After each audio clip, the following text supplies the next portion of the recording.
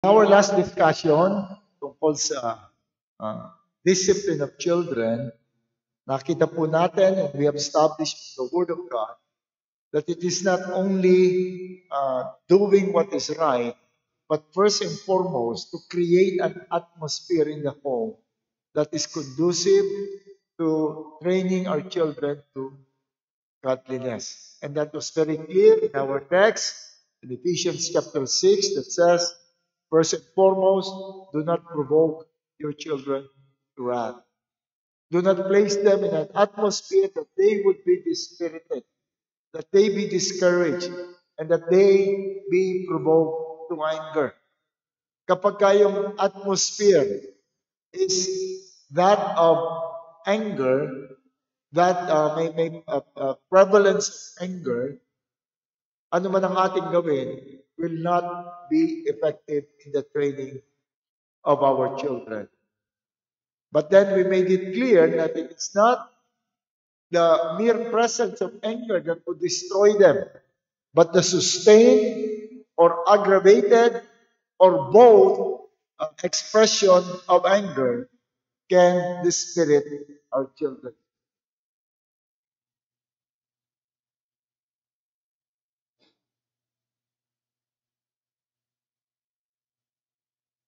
In other words, yung talagang the home is identified as a home of anger, that you are identified by our children na laging galit, magaling magalit, uncontrolled yung anger.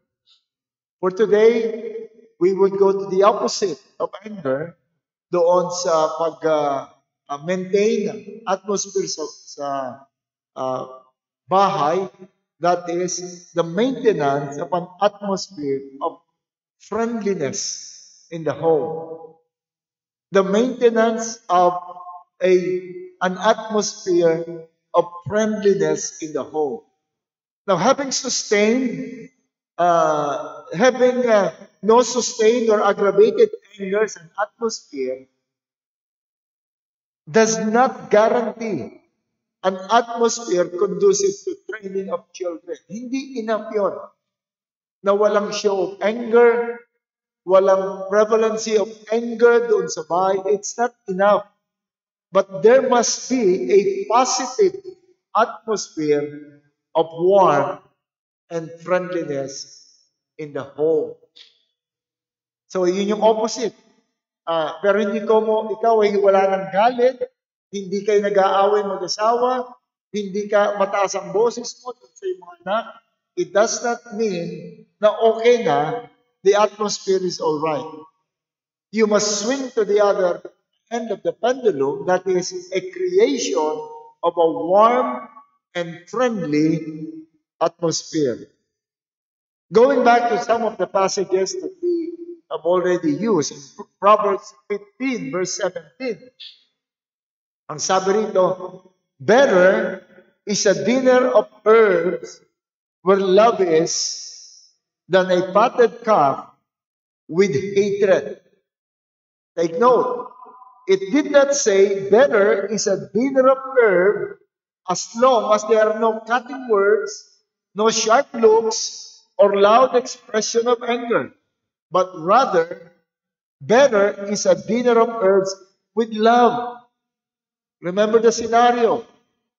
Mahirap na pamilya. Dumating yung tatay, walang uwing ulam, nanghingi lang ng mitas ng malunggay doon sa kapitbahay. Sabi, mga anak, pasensya na kayo, ito lang talaga ang pwede natin ulamin ngayon. But as they eat, nakita nila yung love, nakita nila yung expression of warmth and acceptance doon sa kanilang mga magulang. You have created an atmosphere that is better than when there is feasting but hatred. But take note, yung dinner of herb, I did not say na yung dinner of herb, as long as there are no cutting words or anger, is okay. No, dinner of herb with love. Ganun din yung sa chapter 17, verse 1 ng Proverbs. Ang sabi sa atin, Better is a dry morsel with quietness than a house full of feasting with strife. Now, the comparison. Isang bahay na punong-puno ng masasaganang pagkain, puno yung refrigerator, puno yung kanilang table, but there is strife. It creates an atmosphere na hindi maganda sa training ng children. But the opposite is a house na ang tanging kaya lang iserve yung tinapay na siguro 2 araw na nilang nabili at medyo tuyo na, but with quietness. Now, the word quietness is the same word translated elsewhere as peace. And peace is not only the absence of hostility, but a pleasant relationship between members of the family. So again, it did not say better is a dry morsel as long as there is no quarreling. But ang sinabi rito, better is a dry morsel with quietness, with peace, with harmony, with expressions of friendliness in our family. So you see, it's not only the absence of expression of anger, but the prevalence of warm and friendly atmosphere must be created in the home. Members of the families must be friends. Dapat merong friendly relationship among them. Parents, when desiring to raise their children in the admonition of the Lord, one of their great tasks is to promote a prevailing atmosphere of friendliness in the home. I remember yung pinost ng anak ko na isang picture namin, ang sabi niya, it's better to, parang something like, it's no problem staying single when you have this kind of family. Pinost niya yung naghaharutan kaming pamilya. There must be a friendly and warm atmosphere in the home, yung pananabikan ng mga bata, pananabikan ng bawat isa na gusto ko umuwi, gusto ko maranasan yun. You remember yung inip zone na sinasabi ko sa inyo?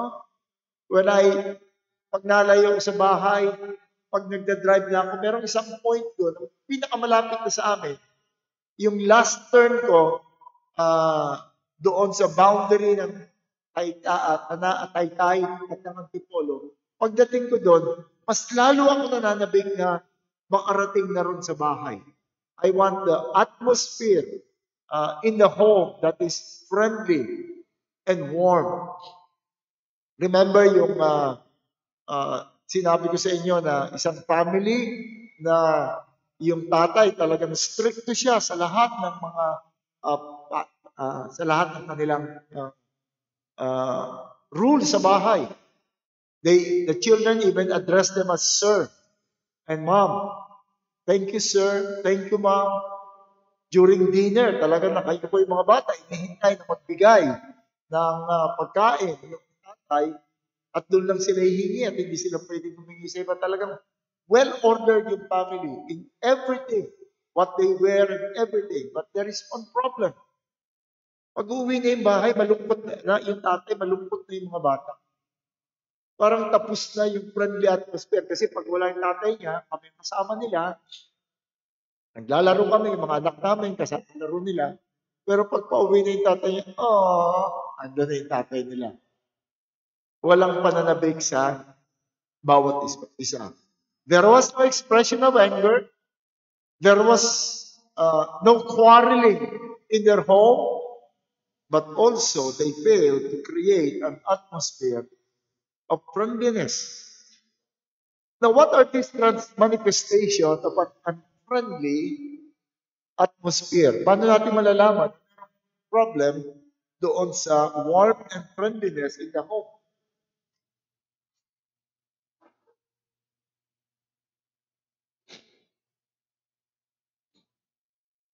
Friendliness or the atmosphere of friendship is first and foremost manifested in the communication in the home. Yun ang unang-una. Note the place of communication in a relationship. Remember Genesis 37, the story of Joseph and his brothers, kung saan si Joseph was the favorite of his father. Ginawan pa siya ng multicolored tunic. At pagkatapos, dahil dito, ay galit yung mga kapatid sa kanya.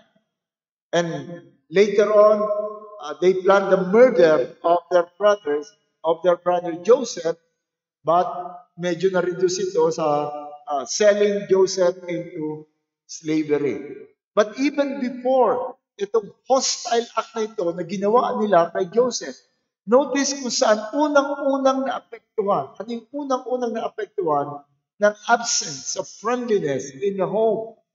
We read in verse 4, "But when his brothers saw that their father loved him more than all his brothers, they hated him." They hated him. And note how their hatred was expressed. And could not speak peacefully to him. They could not speak in a way that will not display their anger. They could not speak in a way that that can hide yung kanilang feeling of animosity. Unang-unang lumalabas yung hatred, yung anger sa puso doon sa communication. Silence in the home is not the same as peaceful home. Hindi ko mo walang nag-aaway, walang nagsisigawan, walang nagmumuran. It is a peaceful home. It could just be a silent home. The atmosphere is that lack. It could be just the lack or the refusal to communicate. The refusal to communicate. Nakita nyo yung common presentation ng isang teenager that considered the home as an unpleasant place to spend his time. Ano yung kanyang laging larawan sa mga movies, sa mga pag nagta-travel sila, may earphone, naka-headphone. Pagkasama ko ang family ko, naka-headphone ako. Ayoko marinig yung kanilang sasabihin. Ayoko maging involved sa kanilang communication. I want to be all by myself. Kaya dun sa bahay namin, even before, there is a rule that when you are in the home, bawal ang earphone, bawal ang headphone. And even in the church, marami na akong nirebuke sa ganyan na nasa church kasama ng mga tao is naka-headphone, naka-earphone. Because that is a sign of an unpleasant communication, a relationship with one another. Or sometimes yung mga teenager pag nasa bahay, nandun na sa kwarto. Hindi lalabas. Hindi makikimingle. Those are signs of an unfriendly atmosphere in the home. Dinner table is very silent. Even during meal. These are signs of distance. There is no quarrel, but neither is there warmth and friendliness. The refusal to communicate could be a sign of anger in the heart. It could be hatred.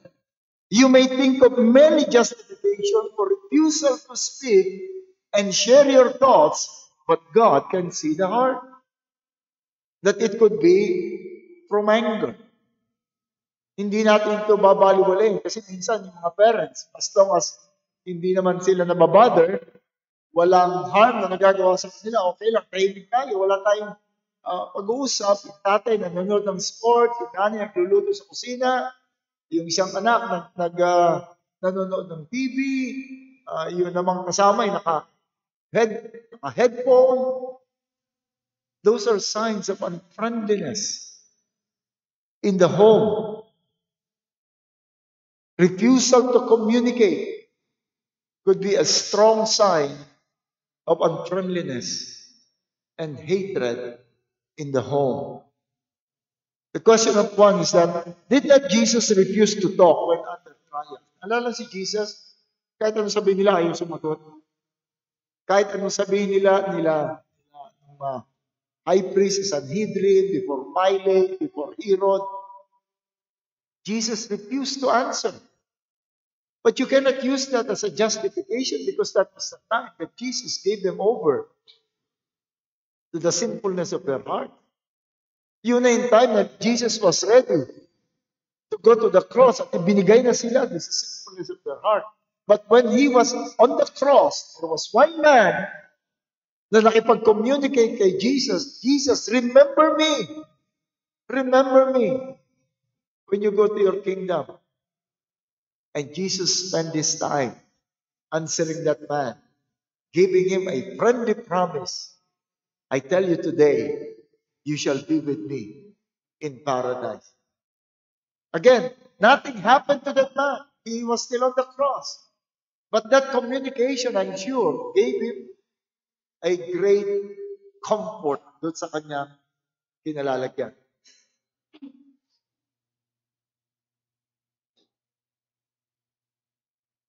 How is the communication in our home? How is the communication in our home? Sometimes there is communication. Makita mo may mga ways ng unfriendly communication. I mentioned yung word na gaslighting, a new word that I learned. Yung gaslighting, ito yung way ng pagsagot na instead of just directly answering what was asked, sasagot ka in a way that could mean, why do you even ask? Or, are you really serious in your question? Or, hindi mo ba iniisip yung sagot mo? Or, I'm not interested. Halimbawa, sinabi na, oh, kumain ka na ba sa labas? What would be the friendly answer? Yes po. Kaya, hindi, gutom na nga po ako eh. But a gaslighting answer is, bakit naman ako kakain? Saan naman ako kukuha ng ipangkakain ko ron? Diba, minsan ganyan yung sagutan doon sa bahay. Attend ka ba? Magdi-devotion na tayo. Sasama nga. Ba't naman hindi? Lagi naman ako sumasama. Pasensya ka na lang, kaya yan lang ang naisa ng mami mo na ulam. Ano ba magagawa ko? There could be an exchange of communication, exchange of ideas, but you can see that the more they communicate, the more na nasisira yung atmosphere of friendliness in the home. And some other ways or yung silent treatment. Tatanungin mo, titingin lang sa'yo. Communication would tell us kung ano yung atmosphere sa bahay. Note how much value Jesus placed in communication. In John 15:15, no longer do I call you servants, for the servant does not know what his master is doing, but I called you friends. We are now friends. I am treating you now as friends. How? For all that I have heard from my Father, I have made known to you. I share to you my thoughts. I share to you my heart. I share to you my plans. You are now my friends. So nakita niyo, kapag ikaw ay malayang nagpapahayag ng iyong sarili, that is creating an atmosphere of friendliness. Jesus, in training his apostles, did not simply lecture them, the hows and whys of the ministry, but created a warm and friendly atmosphere by communicating his most intimate thoughts with them. Remember, pati ko yung struggle. I have a baptism to be baptized with. And how I am distressed. He shared it with his apostle. Can you stay with me even just for an hour and pray with me? Sinishare niya yung kanyang thoughts. He was creating an atmosphere of friendliness. And even when he was gone, he encouraged us to pray to him, to lay our anxiety upon him, for he cares for us. He wants us to communicate. For Jesus, verbal communication is not only sharing of ideas, but sharing of hearts, of self. When we communicate our inner thoughts, we're actually painting an impression of ourselves when we communicate. We are telling them how we regard them. Luke 6:45 says that a good person out of the good treasure of his heart produces good, and the evil person out of his evil treasure produces evil. For out of the abundance of the heart, his mouth speaks. Silence and hostile communication are all expressions of the heart. Di ba, kapag merong isang kaibigan mo, alam mong may problema. Alam mong something is wrong, pero hindi sinasabi sa iyo. How would you feel? Anong mararamdaman natin dito? It's breaking yung friendly atmosphere, yung friendly relationship, nabi-break yung kapag hindi kumikibo, samantalang tingnan mo yung closest friend mo, yung pinaka-intimate friend mo, you're ready to say everything, lalo na ngayon. With social media, you are communicating yung closest na yung deepest na thoughts natin na i-share natin doon sa closest sa atin. Malayang-malaya natin nasasabi. Bisa nagre-report pa tayo ng mga activities natin. Gusto natin, di ba masarap pinapahalagan ka nagre-report sa iyo. Yang ang dami-daming ang dami-daming nating involvement na GC dahil merong mga GC na gusto mo lamang, ito yung close friends mo, maraming family mo, gusto i-share mo lamang. Huwag ka lang magkakamali ng sharing kung saan ako makishare.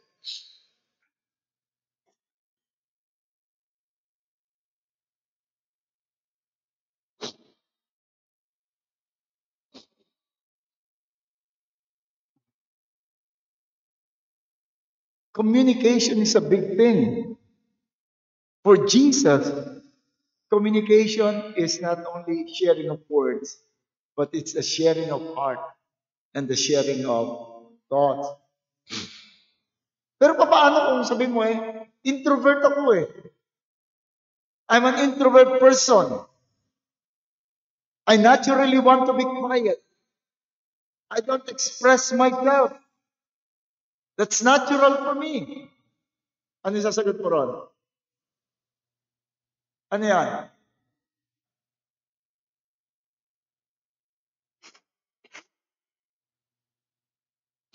Natural akong tahimik.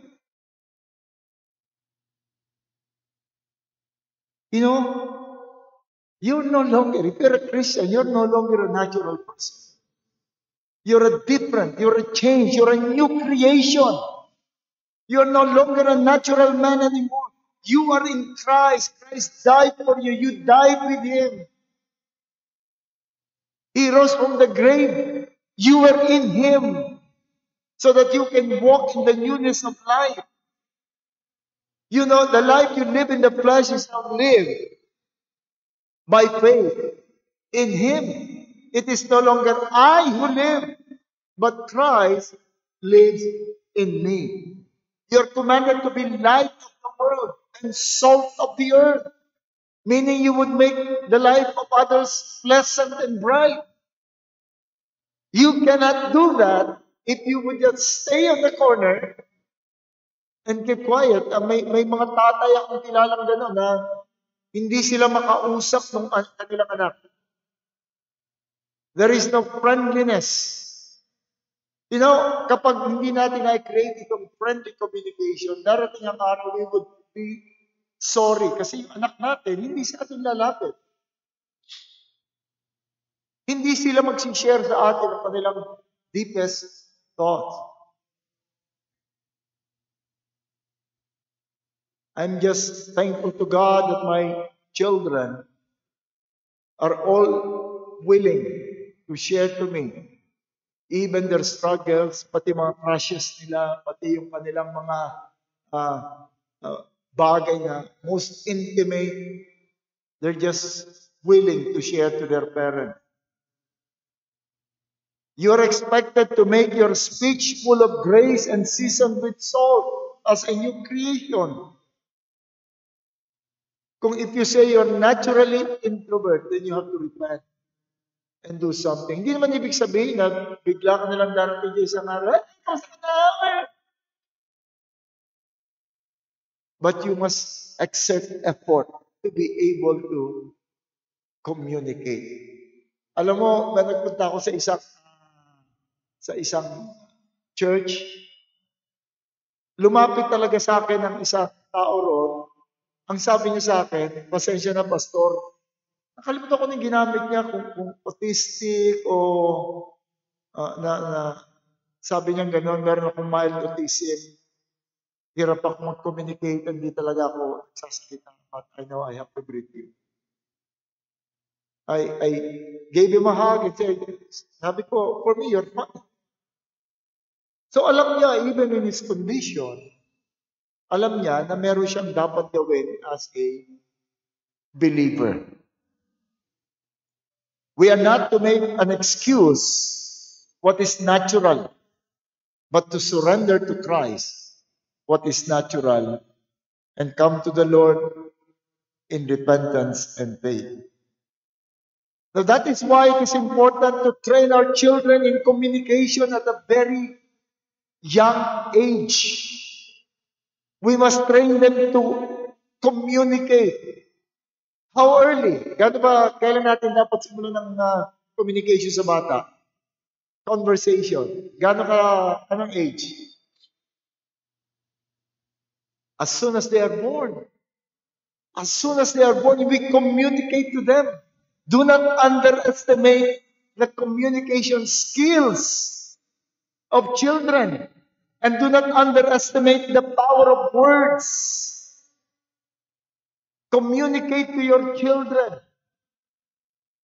Words are powerful. Ito, hindi ko ma-confirm ito, but I read a short article.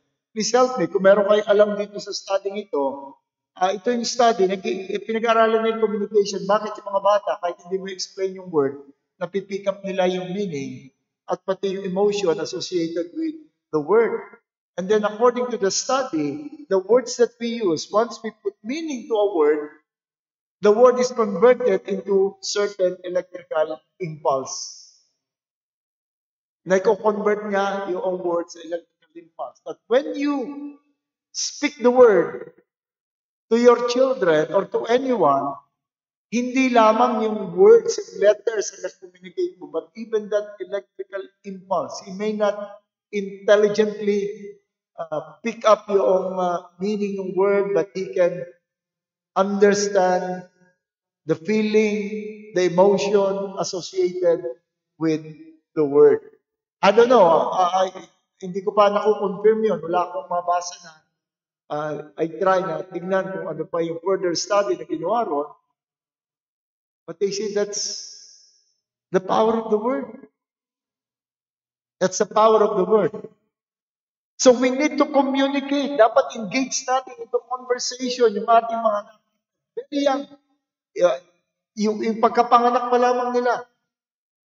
And let me remind you, baby talking is not communicating. It's not conversation. Baby talking is playing. Pag binaby talk mo, you're playing with your, ikaw ka na. Close kaso, that's playing. That's not communication. Because you're not putting emotion and meaning to what you're saying. Communicate. Magkwento ka sa bata. Encourage the child to he himself speak. Babies must not be just left by themselves. They must experience communication and conversation.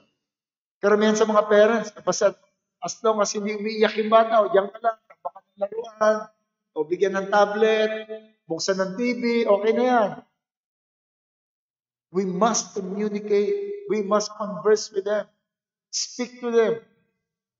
Kapag nagkukwento ka sa kanila at nagtatanong ka sa kanila, nakatingin sila sa iyo, does that mean na you're wasting your time? No. They're trying to pick up what you're saying. There must be communication. But then also, in communicating, it must include verbal expressions of love. Love must be expressed verbally.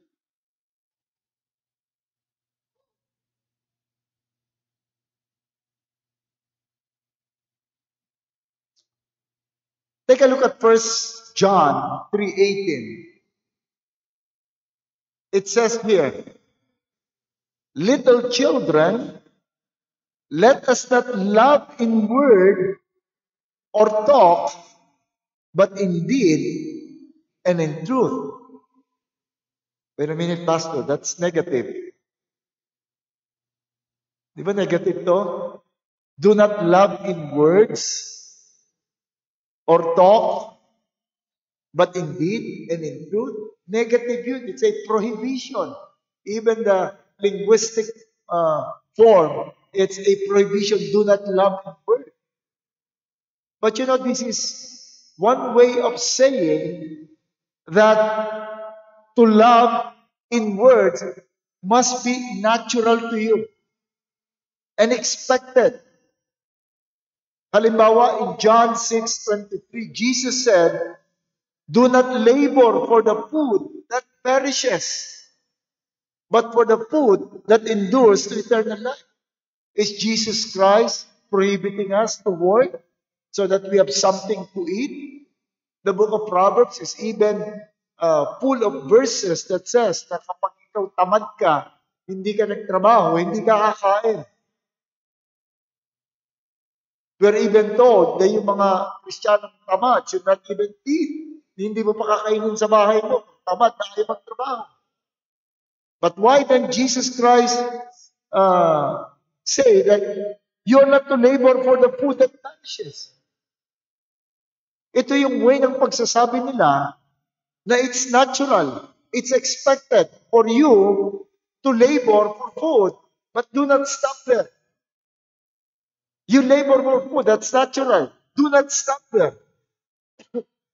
But labor also for food that endures to eternal life. Ginamit niya yung what is natural para inject yung thought ng something that you must do. The same thing with 1 John 3:8. Ginamit ni John yung that which is natural, which is expected, which is required by the Lord, that is to love in words and in talks. The way we talk and what we say must be, there must be a verbal expression of love. Paul in his letter, many times gives us an impression that he would always look for an opportunity how to express his love. And there is no doubt that he already showed his love para din sa kanyang mga kapatid. Yung ministry na ginawa niya, yung pagpapakasakit na ginawa niya. Walang doubt doon. Pero pag sinulatan niya, there is still an expression, a verbal expression of love.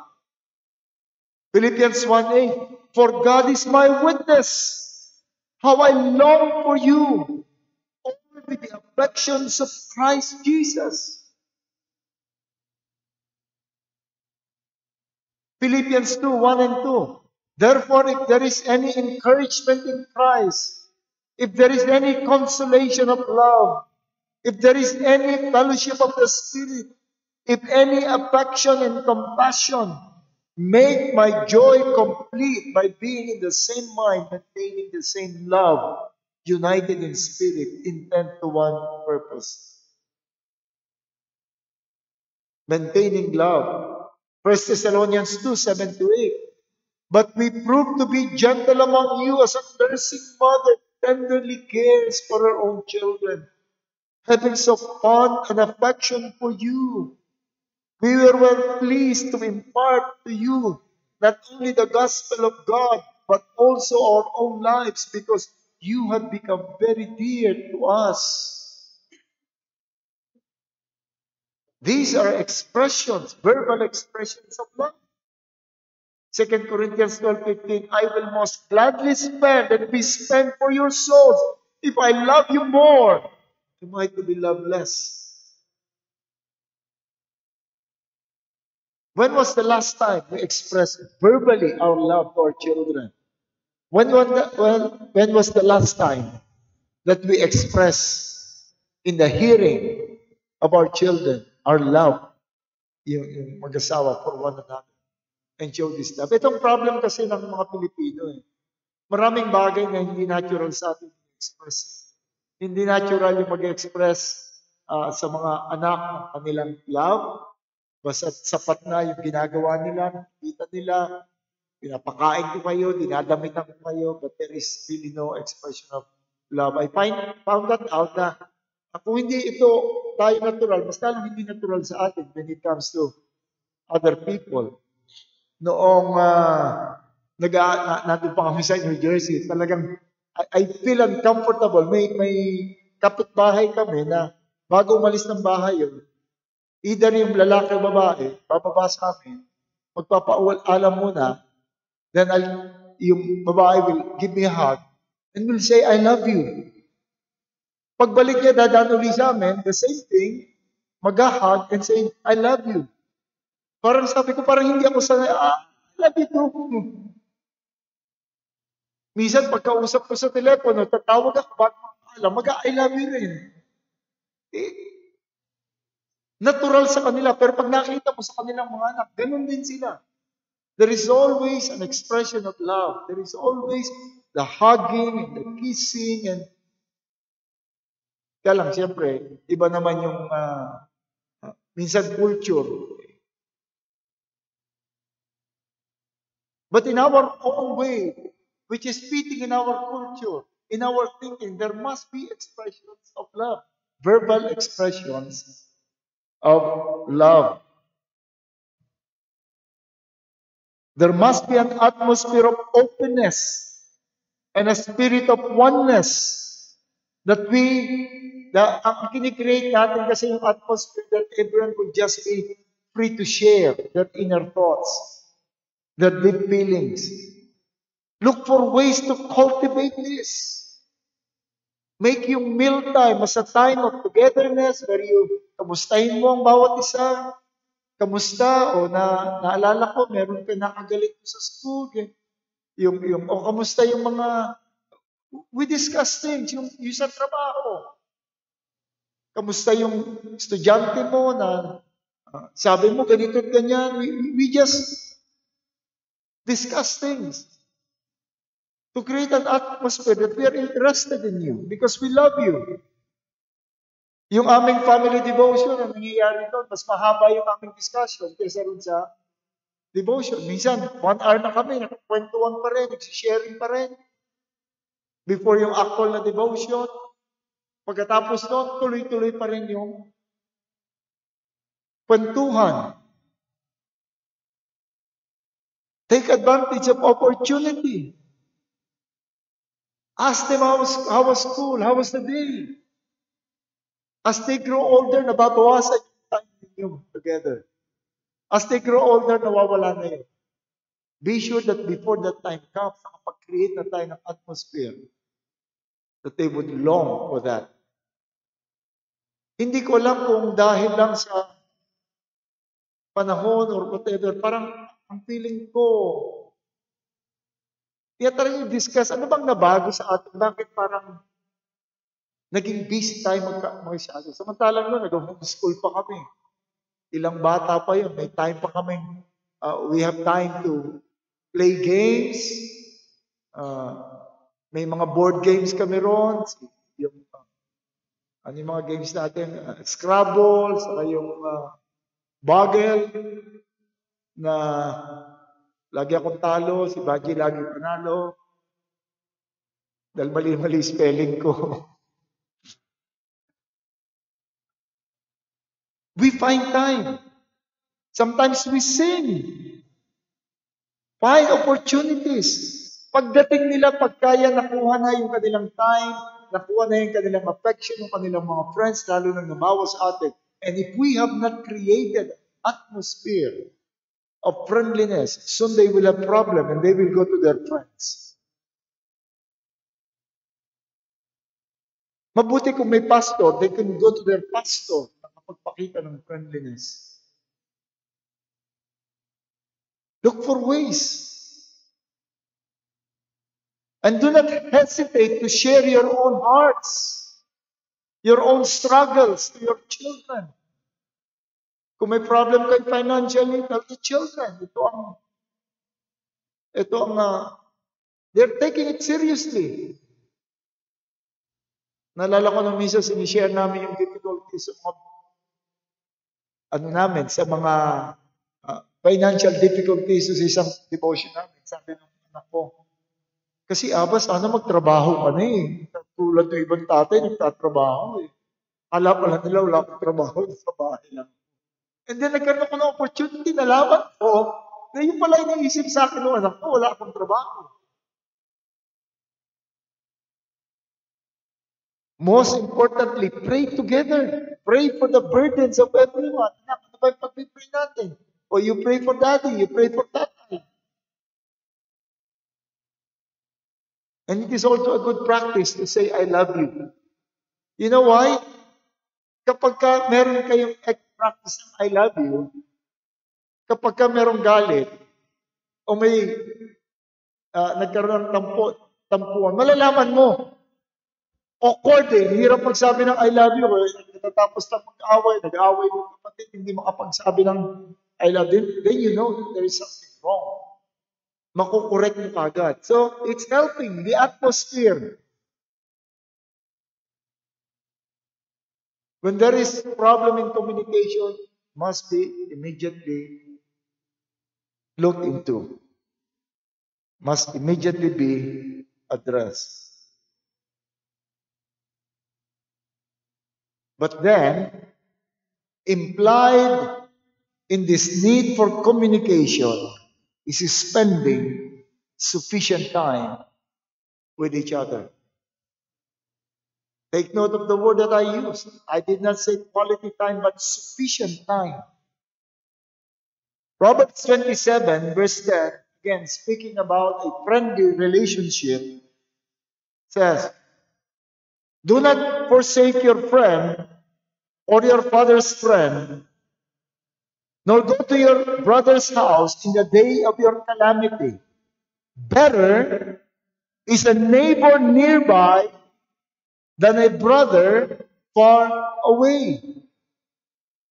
The key thought is, if you have burdens in your heart, kung meron kang concern sa puso mo, the person that you would approach is the person that is present.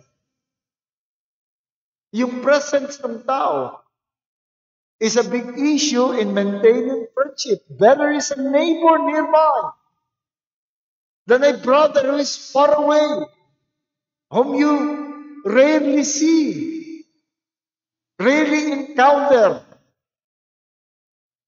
There is no substitute for real presence. Communication is not only by words, but by facial expressions, body language, warm touch, and this cannot be provided with an absentee parent. Kaya nga kahit sa pastor, siguro alam niyo naman ako as much as I can, ayaw na ayaw kong magbigay ng counseling or oversight meeting via Zoom, online. Ayaw na ayaw ko niyan. I don't feel the person. Hindi ako sanay na makipag-usap sa two-dimensional na kausap. Gusto ko three-dimensional. Nakikita ko, nalalaman natin. Malaking bagay yung facial expression. Kaya nga, di ba, kung bakit yung mag-asawa habang tumatagal sila, nagiging magkamukha, that's scientific. Kasi pag madalas kayo mag-communicate, nagtititigan kayo, nagagaya ng muscle mo, yung muscle ng mukha niya. At dahil lagi kayong magkausap, lagi kayong magkasama, lagi nag-harmonize yung inyong mga muscles, soon magkamukha na kayo. Hindi naman yung identical na talaga. Pero makikita mo na marami ng picture na pareho na kayo. Because of communication. That's how powerful yung presence ng mga tao na nagko-communicate. Eh, ngayon, hindi na eh. Wala na yung ganyan eh. Dati pag gusto mong batiin ng happy birthday, yung ano mang greetings, eh, pupuntahan mo, hintayin makita. Ngayon, wala na. Dali-dali lang. Kahit na bagong gising ka. Text ka lang, happy birthday. Isa shortcut pa, HBD. Wala na talaga yung interaction. But there is no substitute for real presence. Most likely, an absentee parent will compensate their absence with some other things. Ano yung things na yun? Mostly material. Ilalavish ko ng material things yung aking mga anak. And what is, ano yung kina-communicate mo doon? You're communicating something. Mahalaga sa buhay mo to, sa'yo na yan. But some will say, well, whenever I have time, I make sure I spend quality time with my children. Or we spend quality time as a family. What do you say to that? Busy talaga ako eh, but I spend quality time. Okay ba yan?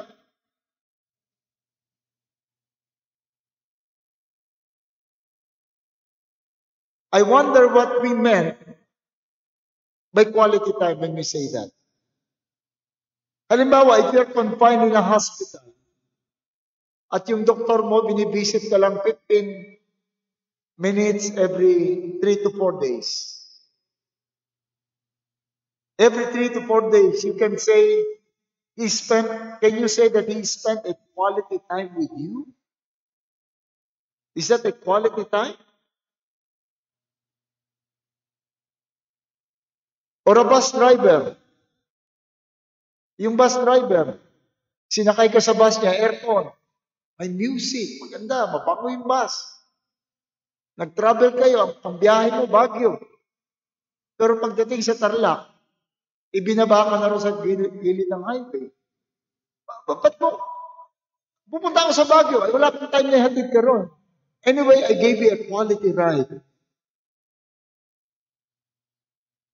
Or kung inopera ka ng isang magaling na doktor, talagang binuhos niya yung lahat ng kanyang talent, binuksan ka niya, tinignan niya, inalis yung tumor mo. Tapos hindi isinara yung sugat mo. At sinabi sa iyo, well, I gave you a quality time opening you up and removing the tumor. I can't give you any more time. The point there is, what we need is not quality time. What we need is enough time. We need enough time with our children.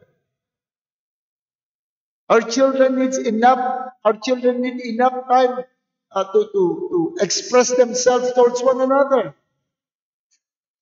It's sufficient time. How much time is sufficient para sa ating mga anak? And among themselves. How much time is sufficient? We have a hint in Deuteronomy 6. Deuteronomy 6 says, when you stand up, when you sit down, when you lie down, When you walk, when you do things, it means as much time as needed. Yun ang quality time. To complicate the matter, you cannot switch off your children's time. Hindi mo pwede sabihin, kulang ako sa time, switch off mo na yung time. Freeze ka muna.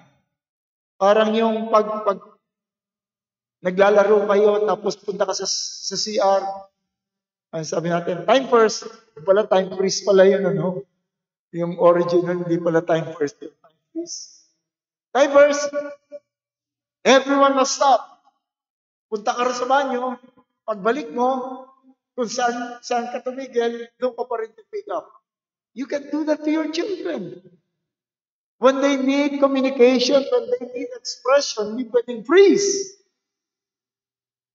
Hindi ko maibibigay siya. They would look for that elsewhere. It could be their friend. It could be yung papanoorin nila. Yung time na dapat sa iyo ni spend, doon nila spend sa mga bagay niyo. You can only pass them to another to spend time with them. It could be to their yaya. O yaya, bahala ka dyan. Or to their friends, even over the phone, or playing games. Or sometimes to entertainment gadgets. Here is more. You really cannot avoid spending time with your children. Because when they grow wayward and distant, you want to spend time with them. You want them to come to you. You want them to listen to you. But they won't unless they are looking back in a house that is so friendly. In a house na talagang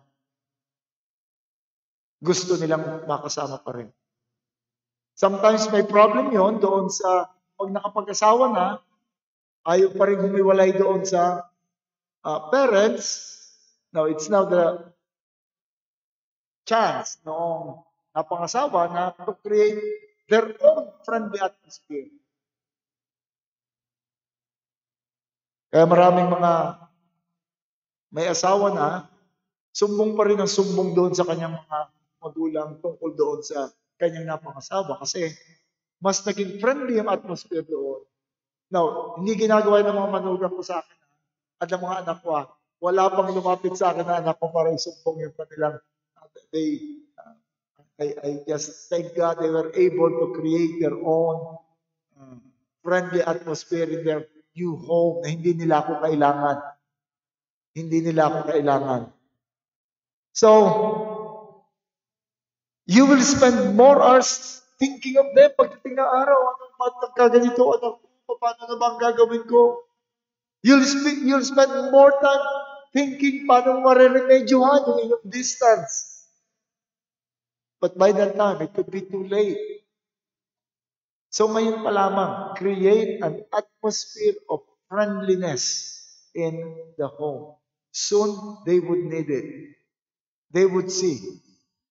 Pag nagka-problema sila, dapat ang unang papasok sa isip nila, pag may burden sila, ang unang papasok sa isip nila, i-share doon sa parents. Not even sa pastor, but to their parents. Na alam nilang naiintindihan. So let's stop here. Next time, we will see the different relationship in the home, where one friendship relationship is to be cultivated. Iba-iba yung relationship sa bahay, husband-wife, parent-children, and among siblings. Then comes yung extended family. How do we cultivate that friendly atmosphere? But the key point is, there must be warm and friendly atmosphere in the home. Any question, any addition? Hindi na ako nakipag-interact sa inyo para matapos ko yung...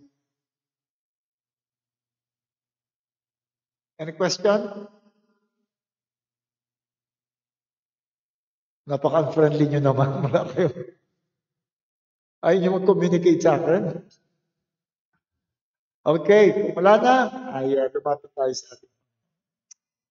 Salamat po aming Panginoon muli that you have proven that your word is truly a fountain of wisdom. Many of the things that you are teaching in your word are not natural to us, but we thank you that you have given us the understanding. Lord, we pray that you would look upon every family represented in this congregation, that they would learn to be able to cultivate friendly atmosphere among themselves in the home. Bless your word, O God. Amen.